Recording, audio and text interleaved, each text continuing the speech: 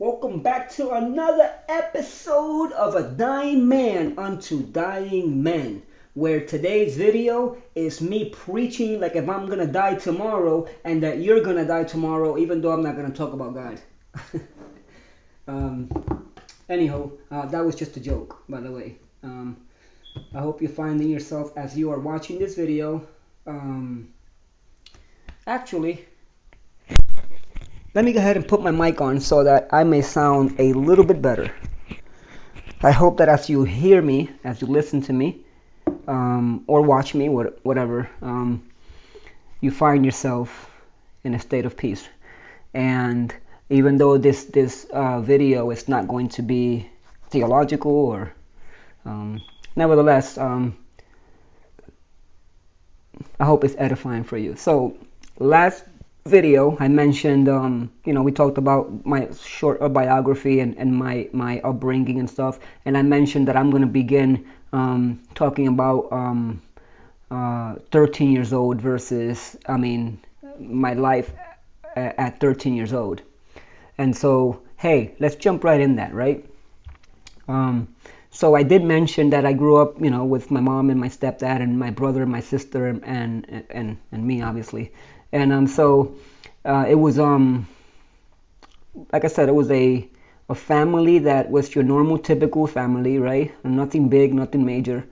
But what happened was my brother had already moved to Puerto Rico, and my brother had already established a sense of friendship with lots of people in the projects in Puerto Rico. And I think he must have been gone for 6 months. And let me tell you something about my brother. My brother is extremely charismatic, meaning that he's a people magnet. Like people flock to him. And so he was able to establish many friendships in Puerto Rico by the time I got there, months later. And he was already going to school in Puerto Rico and everything. So I grew up in my first grade, from first grade to sixth grade, was bilingual. So outside in New York, I would talk to people, because we're in America, in New York, in English, right? A lot of times in Spanish, right? Because there's a host of Spanish people in New York at that time. And then when I would go home, it was always Spanish. Everything at home was Spanish. And so I grew up with a healthy understanding of both English and Spanish. And so not only that, but at school, first grade, it was called B1, which was bilingual one. And then I had at B2, B3, B4, B5, 6, and then B6, 5. And so those were bilingual classes. So even my teacher was bilingual. So we all learned Spanish and English. Well, so that transition into Puerto Rico, into going to school in Puerto Rico, was easy for us because we already knew Spanish fluently. So my brother was already in Puerto Rico going to school. And when I moved up there with my stepdad and my mom afterward, we followed after. Then what happened was that my brother introduced me to some of his friends, and I think we ended up moving let me take this back. We ended up moving for about a year to my stepdad's parents' house, which is, oh my goodness. I can make an entire video just on this 1 year alone, because it was extremely spooky and terrifying in several ways. I have no idea why I guess I should mention this too. Oh my goodness, I'm supposed to be talking about Puerto Rico, which I am, but I'm taking it back to New York. When I was in New York, me and my mom, my stepdad would be working. My mom would always tell me to go to the video store and rent movies. So yes, in New York, while I was 9, 10, 11 years old, my mom would have me walk on the streets of New York at nighttime to rent movies at the actual video store. And so I would come back, and my mom always wanted to rent horror movies. So I mean, I grew up at that age, watching all of the Halloween, all the Friday the 13th, all of the Freddy Kruegers. I mean, Sleepaway Camp. I mean, we watched them all. There was a real sense in which, like, I would go to the video store and I'm like, yo, like, we've already watched every single one of these videos. And so we watched a lot of scary movies. And so I grew up with a sense of terror, if you will. Like, it kind of didn't do me that well because I was always thinking that I would see stuff, or like I was thinking like, oh my goodness, like ghosts and all that stuff. So when I moved to Puerto Rico, I felt like all that stuff was becoming incarnational for me, meaning that like all of the horror, because that place where we moved to in Puerto Rico was extremely creepy. And let me tell you the setup of it.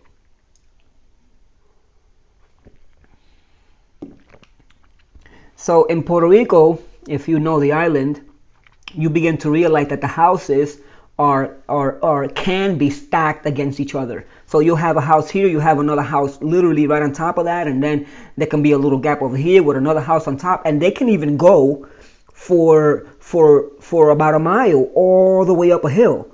And so in order for you to get to your house, you'd have to go up a huge amount of stairs, right? Houses over houses, and it was just cluttered, and it's just huge. It's almost like if you took a massive mountain and you put a whole bunch of houses around it.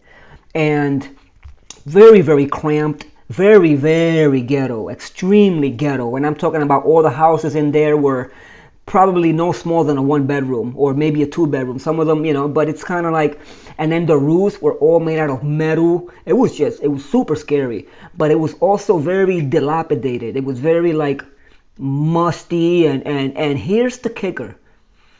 This was the terrifying thing. I'm talking about you can be going down those stairs at nighttime, right? And all of a sudden, out of nowhere, you would just hear a loud pop. And you know those little poppers that you throw on the floor and they pop?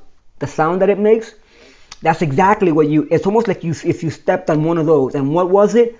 The flipping water bugs that were like this big, real roaches this big, the flying ones. Oh my goodness. That area was infested with roaches. And I mean the huge ones. And I'm talking about, you want to talk about terror. Oh, even to this day, you can ask my girlfriend, even till this day, you can have 2 men come up to me. I can have $100 in my pocket. 2 men will come up to me. One of them pulls out a gun and says, your money or your life.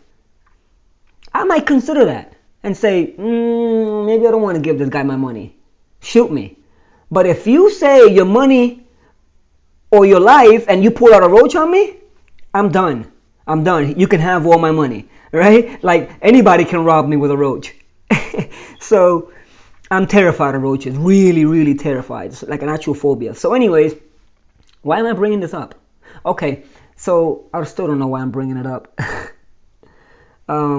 For that first year, that's where we moved in Puerto Rico, and that was where my stepdad's family was, where his parents were, and so we moved there as a transition until my stepdad can get his own apartment with my mom and with us. And so about a year later, that's when that finally happened, where we moved to our own little apartment, or a house, rented. We rented a house. And so we all moved in together, okay? I'm 13 years old about that time. 14, actually. I left 13. I was there for about a year. Something like that. Maybe I even left New York when I was 12. It was something like that, 12, 13. And then I was about 14 when I moved into the house. So we moved into the house, and nothing big. Here's what happened. This was the transitioning point. That, let's say the house is like right here. Literally right next door, I can actually see the projects from my house. So there was what's called lo caserío in Spanish, which is a projects. It's just like projects. government-owned projects. People pay $2 a rent, $5 a rent. It's just the ghetto basically. And so it was right there next door. And so my brother had already familiarized himself with many people there, so he was already friends with a lot of people. And so I remember that I had already gotten into tons of fist fights already in less than a year. I mean, I had already gotten into fist fights and everything. So I'm like, oh my goodness. And even in New York, I used to fist fight all the time. I was always fighting. So I would say that in New York, maybe I fought. Well, when I say always fighting, as a kid that age, I must have fought like 4 or 5 times in New York. And I remember this, going back to New York. One time, my stepdad, I was walking with my book bag in New York, and since the school was literally right in front of the house, right? 'Cause remember I told you guys that the house was right in front of the my apartment. The apartment was right in front of the school, the park. Well, that park was the park of the school, so that was my school. Literally, in order for me to go to school, I just basically put my book bag on, go down the stairs, and then I walk for 10 steps, and there's my school. Okay, so one day I was coming home from school, and this kid, right, started pushing me, and he wanted to fight. Oh, he's talking smack, and he wanted to fight. And I was like, yo, I don't want to fight you and stuff like that. And my stepdad, he was hearing it because he was in the top floor, and he had the window open, so he was looking at me, and he was seeing that I didn't want to fight. And so he basically was like, I remember he yelled out the window, and he's like, you better fight him right now, or when you get up here, I will kick your butt. And so I was like, oh my goodness. So I had to take off my book bag, and there it is, in front of everybody. We just started scrapping. And so I remember that because my stepdad threatened to beat the crap out of me if I don't beat this guy up or whatever, or if I don't fight him. And I'm like, okay, well, I guess I would rather fall into this guy's wrath than my stepdad's. But so that was one episode. But anyways, when I moved to Puerto Rico, I had already had at least over like 8 to 10 fights. I've had already fought some, and I'm talking about real fist fights, right? Like not just like pushing me, like real fist fights, like real scraps. So going from that ghetto place in Puerto Rico where you have to go up, ascend all those stairs, to a house next to the projects was not a good transition for us, because here's what ended up happening. My brother had already seeped his way into the projects. He had already established friendships in there that were not good for him at all. And these people, obviously studying drugs and all that stuff, and he was hanging around already with the wrong crew. And since my brother already had a violent temper, and he already had insubordination problems, like he wouldn't submit. So there's a sense in which my stepdad had already lost possession of him, if you will. Like he was doing his very own thing. My brother, at that point, my brother he was wild. And so I was still very much at home and submissive, if you will. And so here's what happened. That transition I call it El Cerro from here on, but that transition from the Cerro to the house next to the projects was a devastating one. Here's why. Not only because it was next to the projects, where my brother had already been going in there and smoking weed and doing all of these crazy things. Not only that, but my stepdad and my mom ended up breaking up. Huge. That was huge. And now we don't have any father figure. He ended up moving back to his parents' house or something like that. It was somewhere around that area, and he ended up basically moving out of the house, and he dipped. Like he literally dipped, never came back. He would only come to see his daughter, and that's pretty much it. So now I am there with my mom, who has 3 kids, one of which is already wilding out, right? And now she's looking at me, who I am already mingling already with a lot of those people already, because where do you think I'm going to be hanging out? I'm going to be hanging out in the project. So that's where I was always hanging out every single day. So, not only getting into fist fights and hanging out in the project, but this is what happened. My mom could never control us. She lost control. She had already lost control of my brother to a certain degree in New York. My brother was so wild. But she still kind of had me and my sister, Well, it wasn't too long before she actually lost me, because at the age of 15, 16 and so on, like I was straight buck wild, and like I went almost the same exact footsteps as my brother. So I had already accumulated, literally, you're not going to believe this. Again, this may sound like I'm boasting and stuff like that. I don't mean this in any boastful way, but I'm trying to get you guys to see the person I used to be so that you guys can get a greater appreciation of where God took me out of. And so I was already mingling with very, very bad people.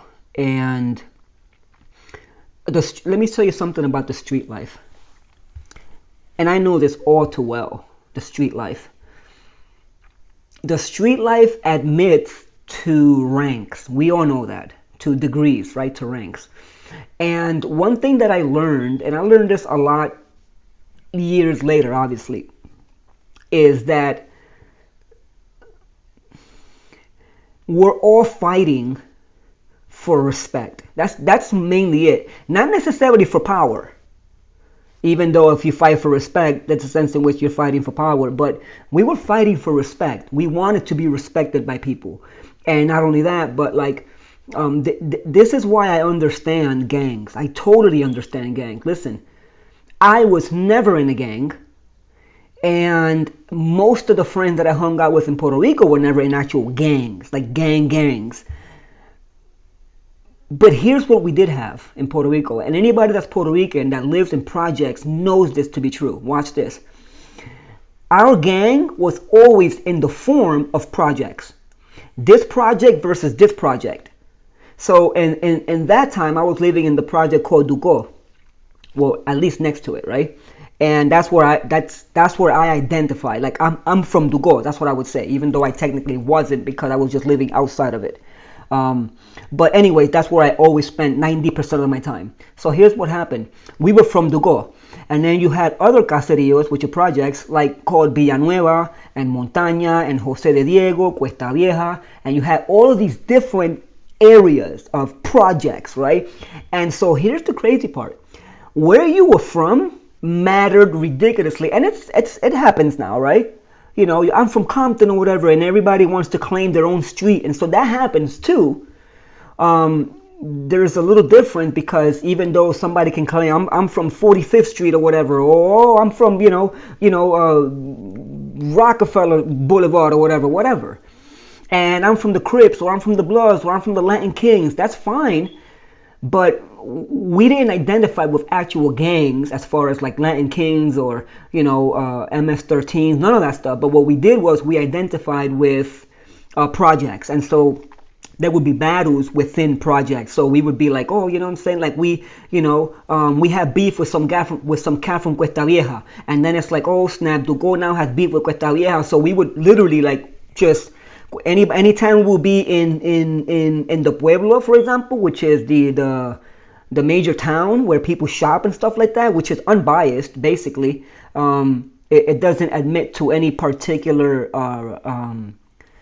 group of people, even though it did. At that time, it was called Los Villalobos or whatever. So, anyways, all that to say that whenever we would go to the town to shop, and people would know, yo, this cat right here is from Dugo.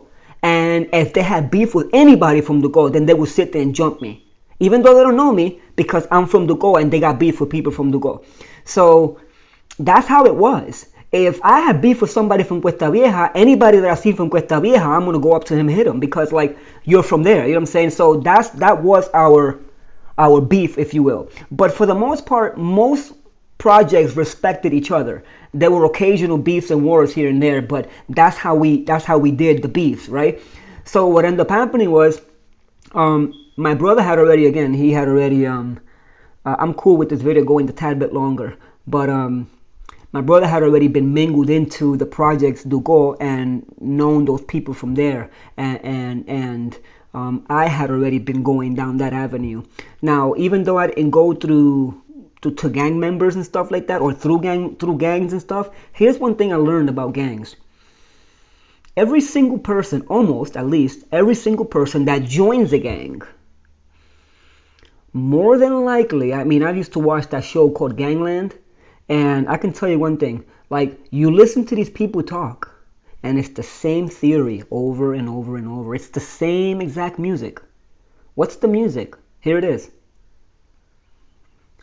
My mom doesn't love me. My stepdad left me. My father left me. My father's a loser. My mom is a crackhead. It's blaming the parents because they're bad. They had a rough neighborhood. Nobody loved them at home. No family member loved them. But when they came to the streets, they found a family that loves them. That's the common theme. You know, my people will die for me. The Latin kings, you know, we got our backs. And so people joined the gang chiefly for two reasons. Watch this. Chiefly for two reasons. Number one, because they say they feel love, right? I feel loved. These people got my back, number one. And number two, because they themselves don't want to be targeted by any gang. And so it's better to join a gang, right, and be part of one that is targeting others versus being isolated and being targeted. This is common even also in prison, where if you go to prison, you kind of don't want to stay isolated, right? You're going to want to join something, right? Well, I'm Spanish. Well, what's the Spanish cliques out here, right? If you're black, you want to flock with the blacks. If you're white, you want to flock with the whites.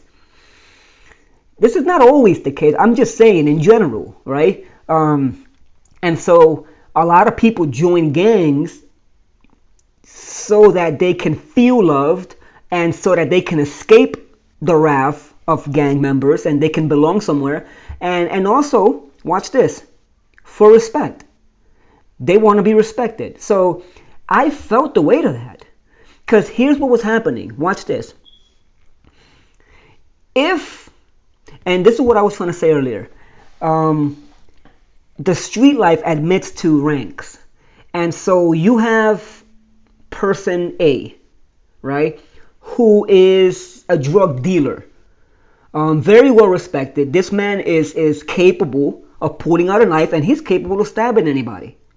Dangerous man. And he'll do it like that. He doesn't care. A man like that, you respect that man. You don't just go up to him and try to lord it over him. You better know your role, right? But he's only here in rank. There's always somebody above him. And then you have person number B or person B who, whenever B comes along, A, who's the guy who's willing to stab somebody, he basically is like, uh-oh, person B is here. Let me, how we say in Puerto Rico, bajar el fronte. You know, let me tame myself. Let me turn it down because I know my role.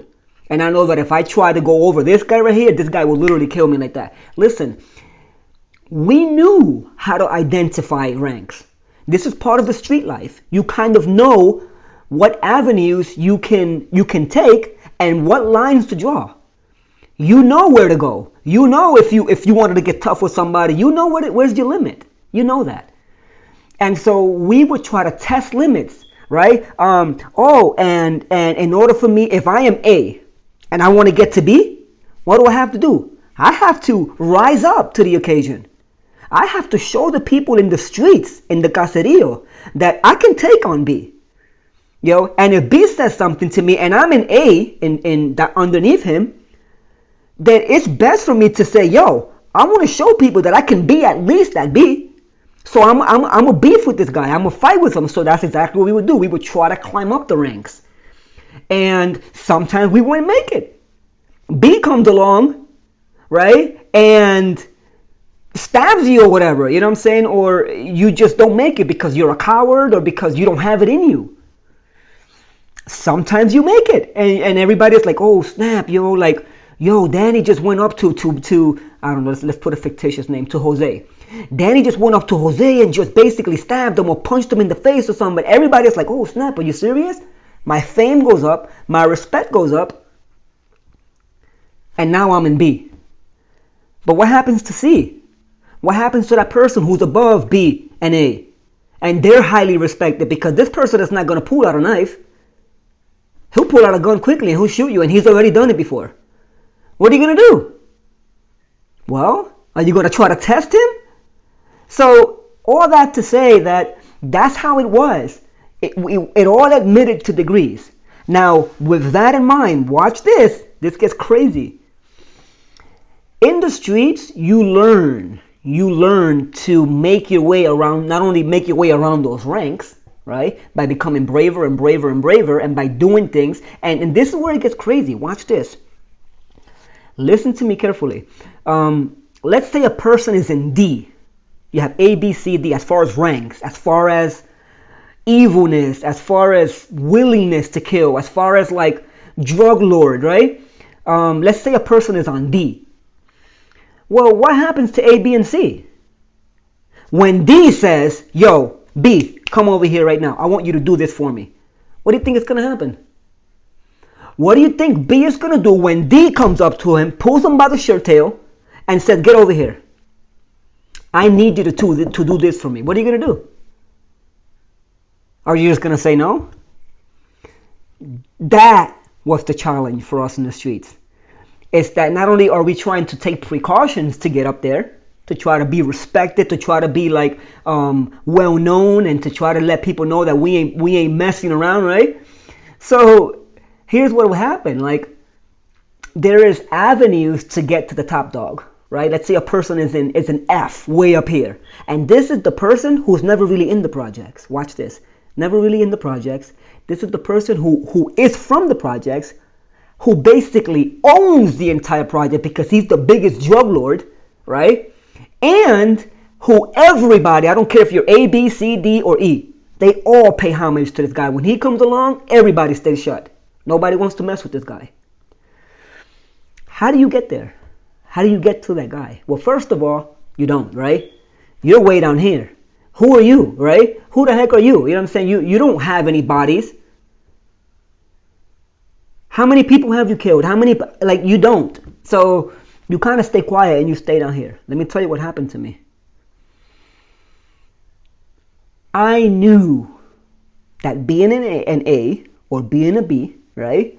You can only do so much because your character can only be so much before you throw up your hands and say, yo, I only reach level C. I don't have enough guts to go to D, E, or F or whatever, you know? So some people, they stump, right? Other people get lucky, if you will. Let's say F is up here and let's say somebody kills him. Now there's no position left and then this person gets elevated. So all that to say that this is what happened to me, which gets super crazy. Again, I knew the streets, and if I would see a face, I already knew where that person was. I already knew that. Now, here's what would happen sometimes. Sometimes we would get a new face in the projects. A new face that I've never seen before. And it happened all the time. So people were selling drugs, right? And so all of a sudden I see a new face selling drugs. I'm like, yo, who's this cat? And somebody comes up to me like, yo, you don't know who that is? And I'm like, no, that's such and such. That cat's well respected. And I'm like, uh-oh. You know, you don't want to mess with that guy. But I've never seen him before. But everybody else has. They know him. Respect. So you learn from the people where each person is in the ranks, and you kind of get a sense of like, uh-oh, this cat is well known. It's for a reason that he's well known. And so we kind of learned that. We learned that early on, that you kind of know your role, if you will. And if you find that you want to be the macho man and get up the ranks, start doing crazy stuff.